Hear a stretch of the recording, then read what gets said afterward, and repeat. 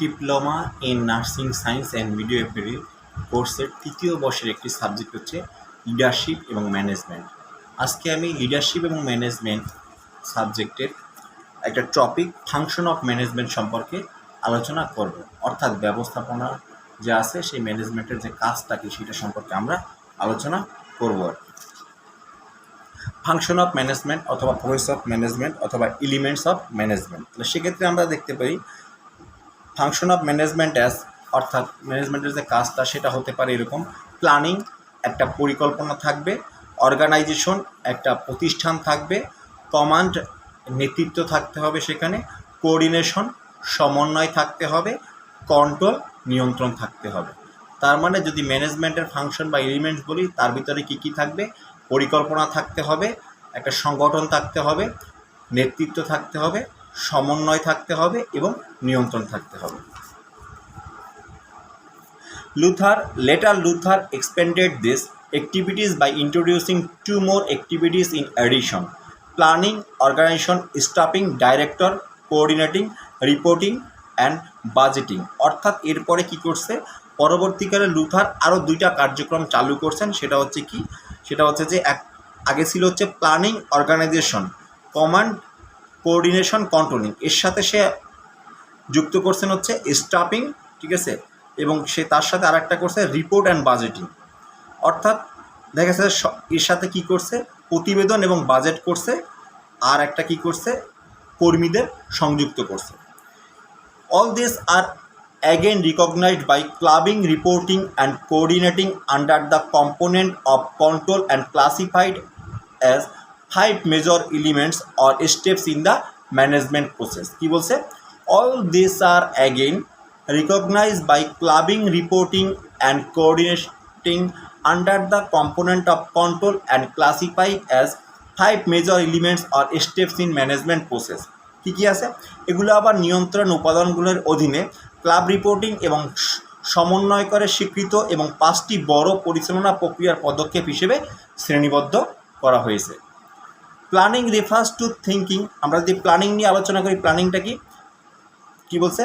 Planning refers to thinking ahead of time and formulation of preliminary thoughts. অর্থাৎ কী বলছে? পরিকল্পনা অর্থ সময়ের আগে চিন্তাভাবনা এবং প্রাথমিক চিন্তা গঠনকে বোঝানো হয়। অর্থাৎ কী বলছে? পরিকল্পনার অর্থ হচ্ছে সময়ের আগে চিন্তাভাবনা এবং প্রাথমিক চিন্তা গঠনকে বোঝানো হয়। এছাড়া যদি আমরা বলি, it is a continuous intellectual process of determining philosophy, objectives, policies, procedures and rules and standards, long and short-term projected outcomes and fiscal course of actions and managing planet change. This is the preliminary and most important step of management process। অর্থাৎ যদি আমরা অন্য কথায় বলি, এই পরিকল্পনা হচ্ছে একটা দর্শন, যেটা হচ্ছে লক্ষ্য, নীতি, পদ্ধতি এবং নিয়ম এবং মান, দীর্ঘ এবং স্বল্পমেয়াদী অবিক্ষিপ্ত ফলাফল এবং কর্ম পরিচালনা প্রক্রিয়ার আর্থিক কোর্স নির্ধারণের একটি ধারাবাহিক বৌদ্ধিক প্রক্রিয়া।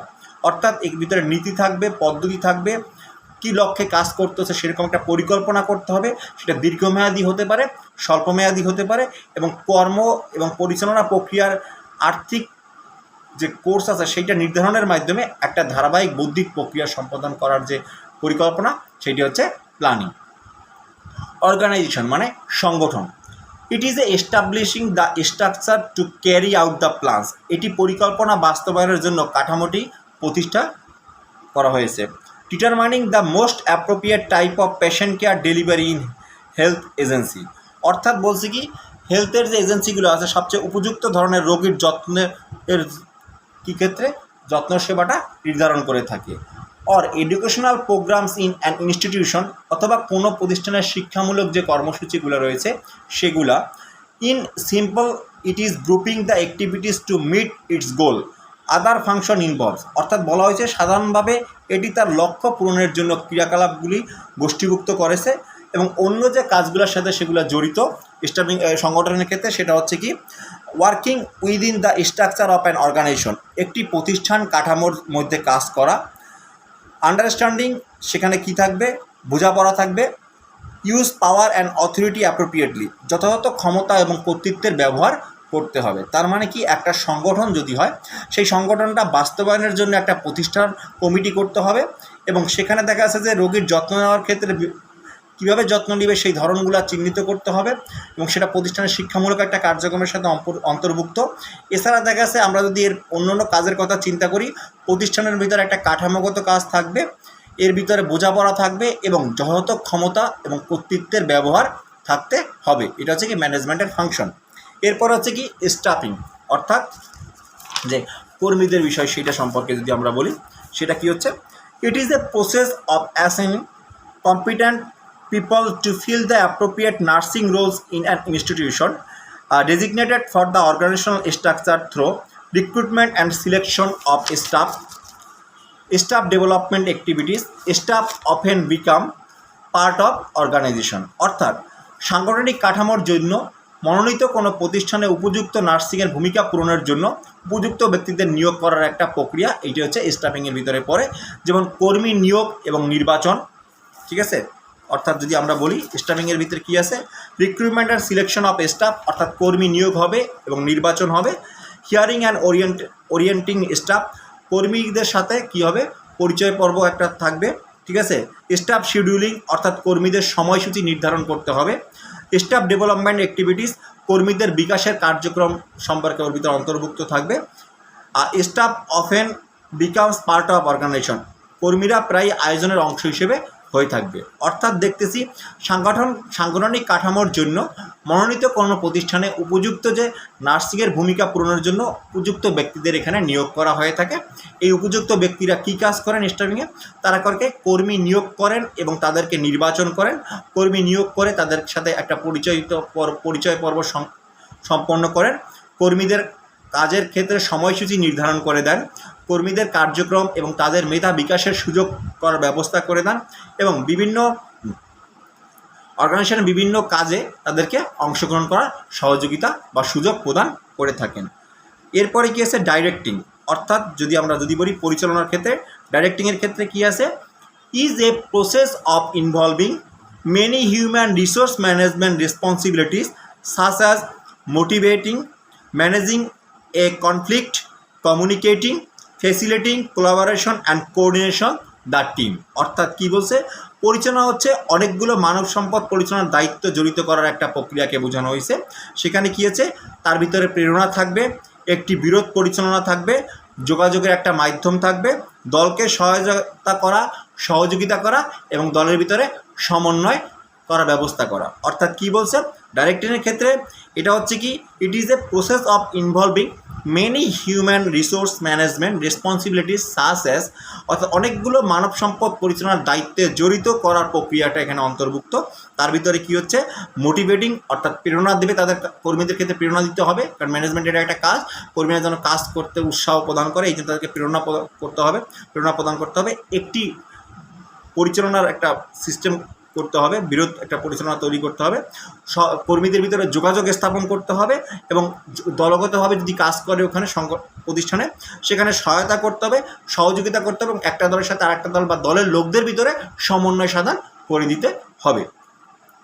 কন্ট্রোলিং মানে নিয়ন্ত্রণ, it is an ongoing process to ensure that the activities of instruction or organization adhere to the plan. It includes, কী বলছে, কন্ট্রোলিং নিয়ন্ত্রণের ভিতরে কী হচ্ছে, it is an ongoing process to ensure that the activities of a instruction or organization adhere to the plan. It includes quality assurance, performance appraisal, physical accountability, legal, ethical and professional control. অর্থাৎ কোনো নির্দেশনা বা সংস্থার ক্রিয়াকলাপ পরিকল্পনার সাথে মানা করা, নিশ্চিত করা, এটি একটি চলমান প্রক্রিয়া। নিয়ন্ত্রণ হচ্ছে কি, কোনো প্রতিষ্ঠানে কাজ করতেছে সেই কাজ করা পরিকল্পনার সাথে সাথে নিশ্চিত করতে হবে যে ওইখানে যে চলমান প্রক্রিয়াটা আছে সেটা নিয়ন্ত্রণ করার একটা ব্যবস্থা ওর ভিতরে অন্তর্ভুক্ত থাকতে হবে। তার ভিতরে কি থাকবে, কীভাবে নিয়ন্ত্রণ করবো, ওইখানে যে কাজটা হবে সেই কাজের মানের নিশ্চয়তা নিয়ন্ত্রণ করতে হবে, ওইখানকার যে কাজগুলো হবে সেখানে প্রত্যেকের মূল্যায়নের ব্যবস্থা থাকতে হবে, অর্থনৈতিক যে লেনদেন হবে সেটা হিসাব রক্ষণের ব্যবস্থা থাকতে হবে এবং আইনি, নৈতিক এবং পেশাদারিকে নিয়ন্ত্রণ থাকতে হবে। তার মানে আমরা দেখলাম আজকে যে ফাংশন অফ ম্যানেজমেন্ট বা এলিমেন্টস অফ ম্যানেজমেন্টের ক্ষেত্রে যদি আমরা দেখি, সেক্ষেত্রে আমরা পেলাম কী কী? সেক্ষেত্রে পেলাম হচ্ছে যে প্ল্যানিং থাকবে, অর্গানাইজিং থাকবে, কমান্ড থাকবে, কোঅর্ডিনেশন থাকবে এবং কন্ট্রোল থাকবে। একটা পরিকল্পনা থাকতে পারে, প্রতিষ্ঠানে একটা সংগঠন থাকবে, তারপর হচ্ছে নেতৃত্ব থাকবে, সমন্বয় থাকবে এবং নিয়ন্ত্রণ থাকবে। তার সাথে আবার লুথার কী করছেন, পরবর্তীতে 1937 সালে আরও দুইটা জিনিস যুক্ত করছেন। সেটা হচ্ছে একটা করছে স্টাফিং, কর্মী ম্যানেজমেন্টের ভিতরে অন্তর্ভুক্ত করে দিয়েছেন, আর একটা করছেন রিপোর্টিং অ্যান্ড বাজেটিং। অর্থাৎ দেখা যাচ্ছে যে রিপোর্ট করতে হবে এবং কী করতে হবে, বাজেট করতে হবে, প্রতিবেদন প্রদান করতে হবে এবং একটা অর্থনৈতিক বাজেট উপস্থাপন করতে হবে। সেই ক্ষেত্রে দেখা গেছে প্ল্যানিংয়ের ক্ষেত্রে কি, একটা প্রতিষ্ঠান পরিচালনা করার জন্য একটা লক্ষ্য থাকবে, সেই লক্ষ্যটা প্ল্যানিংয়ের ভিতরে অন্তর্ভুক্ত থাকবে। কিছু নিয়ম, কিছু মান এবং স্বল্পমেয়াদী বা দীর্ঘমেয়াদী পরিকল্পনা এর ভিতরে অন্তর্ভুক্ত থাকবে। এই জন্য একটা এলিমেন্ট বোঝানো হয়েছে। এবং ওই প্রতিষ্ঠানে কীভাবে পরিচালিত হবে আগামী 6 মাস বা 1 বছর, এবং অর্থনৈতিক অবস্থাটা কীভাবে হবে এবং কর্মীরা কীভাবে কাজ করবে, এরকম একটা পরিকল্পনা যেটা অন্তর্ভুক্ত থাকে সেটাই প্ল্যানিংয়ের ভিতরে অন্তর্ভুক্ত। এরপর হচ্ছে অর্গানাইজেশন, অর্থাৎ ওই সংগঠনটা একটা কমিটি থাকবে। কমিটিটা প্রতিষ্ঠানটাকে কার্যকলাপগুলো বাস্তবায়িত হচ্ছে কিনা সেই দিকে খেয়াল রাখবেন এবং ওই লক্ষ্য পূরণের যে ক্রিয়াকলাপগুলো আছে সেইগুলো যে কাজগুলো করবে সেই গোষ্ঠীর ভিতরে অন্তর্ভুক্ত করতে হবে। এবং সেখানে কি থাকতে পারে, প্রতিষ্ঠান কাঠামোর ভিতরে কাজগুলো হচ্ছে কিনা, উদ্দীপক কাজ করতেছে কিনা, ওখানে যারা কাজ করছেন তাদের ভিতরে বোঝাপড়া আছে কিনা, যথাযথ ক্ষমতা এবং কর্তৃত্বের সদ্ব্যবহার হচ্ছে কিনা, এইটা হচ্ছে অর্গানাইজেশন বা সংগঠনের ভিতরে পড়বে। এরপরে হচ্ছে স্টাফিং, অর্থাৎ কর্মী যারা কাজ করবেন। সেই কাজ করার ক্ষেত্রে দেখা গেছে কি, প্রতিষ্ঠানে যদি আমরা নার্সিং যেহেতু করতেছি, নার্সদের কথা যদি চিন্তা করি, সেখানে যারা নার্সরা কাজ করবেন সেই নার্সের ভূমিকা পূরণের জন্য উপযুক্ত প্রতিনিধি, অর্থাৎ নার্সদের ভিতরে যে প্রতিনিধি আমরা নির্ধারণ করব, যাকে ম্যানেজমেন্টের দায়িত্ব দিব, তাকে কি করতে হবে, সে কর্মী নিয়োগ করবে, কর্মীদের পরিচালনা করবে, কর্মীদেরকে পরিচিত করাই দিবে সবার সাথে, কর্মীদের কার্যক্রমের বিকাশ ঘটাতে বা তাদের কাজের বিকাশ ঘটাতে সহযোগিতা প্রদান করবে এবং বিভিন্ন কাজে অংশগ্রহণের জন্য তাদেরকে সুযোগ করে দেবে। এছাড়া পড়ছি আমরা ডাইরেক্টিং, পরিচালনার ক্ষেত্রে কি হচ্ছে, ওইখানে প্রতিষ্ঠানটা যাতে সুষ্ঠুভাবে পরিচালিত হয় সেখানে মানব সম্পদটাকে পরিচালনার দায়িত্বে জড়িতের সাথে অন্তর্ভুক্ত করা হয়েছে। তার ভিতরে কি থাকতে পারে, প্রেরণা থাকবে, কাজ করার উৎসাহ দিতে হবে তাদেরকে সমন্বয় করতে হবে, তাদেরকে একজনের সাথে আরেকজনের যোগাযোগ স্থাপন করতে হবে, অথবা কমিটিতে যে প্রধান থাকবেন বা পরিচালনায় যারা দায়িত্বে থাকবেন তাদের সাথে উপর থেকে নিচু স্তরের সব কর্মকর্তা কর্মচারীদের যোগাযোগ স্থাপন করতে হবে এবং যদি দলগতভাবে যদি কাজ করে তাদের ভিতরে সমন্বয় সাধন করতে হবে, সহায়তা প্রদান করতে হবে। আর সর্বশেষ হচ্ছে যেটা এলিমেন্ট বা ফাংশন, যেটা কন্ট্রোলিং, অর্থাৎ একটা প্রতিষ্ঠানের ব্যবস্থাপনার ক্ষেত্রে নিয়ন্ত্রণটা হচ্ছে একটা বড় একটা বিষয়। অর্থাৎ দেখা যাচ্ছে যে নিয়ন্ত্রণের মাধ্যমেই কিন্তু প্রতিষ্ঠানের কার্যটা ঠিকমতো হচ্ছে কি না, ঠিক আছে, কর্মীরা যাতে ভালোভাবে কাজ করেন, তারা যাতে সময় মেনটেন করে কাজ করেন, যথোপযুক্ত সেবা প্রদান করে থাকেন, ঠিক আছে, বা যে পণ্যটা নিয়ে কাজ করবেন সেটা যেন উৎপাদন ঠিকমতো করে থাকেন, সেই জিনিসগুলো এর ভিতরে অন্তর্ভুক্ত থাকবে। সেই জন্য মানের নিশ্চয়তা, সেটা স্বাস্থ্যসেবাও হতে পারে, কোনো একটা প্রোডাক্ট উৎপাদনের ক্ষেত্রে হতে পারে, সেই মানের নিশ্চয়তাটা কিন্তু একদম পারফেক্ট হতে হবে, অর্থাৎ সঠিক হতে হবে।